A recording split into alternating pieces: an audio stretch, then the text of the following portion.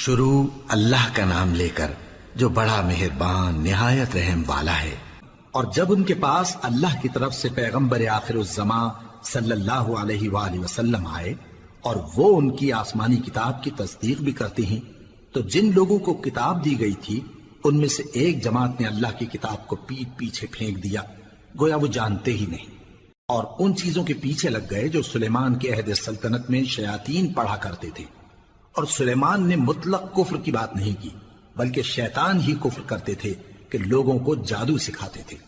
اور وہ یعنی بنی اسرائیل ان باتوں کے بھی پیچھے لگ گئے جو شہر بابل میں دو فرشتوں یعنی ہاروت اور ماروت پر اتری تھی،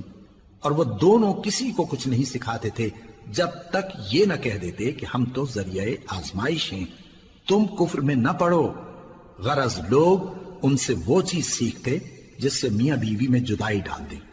اور اللہ کے حکم کے سوا وہ اس چیز سے کسی کا کچھ بھی نہیں بگاڑ سکتے تھے، اور کچھ ایسے منتر سیکھتے جو ان کو نقصان ہی پہنچاتے اور فائدہ کچھ نہ دیتے۔ اور وہ جانتے تھے کہ جو شخص ایسی چیزوں یعنی سحر اور منتر وغیرہ کا خریدار ہوگا اس کا آخرت میں کچھ حصہ نہیں،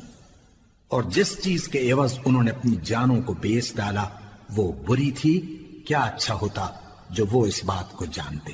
اور اگر وہ ایمان لاتے اور پرہیزگاری کرتے تو اللہ کے ہاں سے بہت اچھا صلہ ملتا۔ کیا اچھا ہوتا جو وہ اس سے واقف ہوتے۔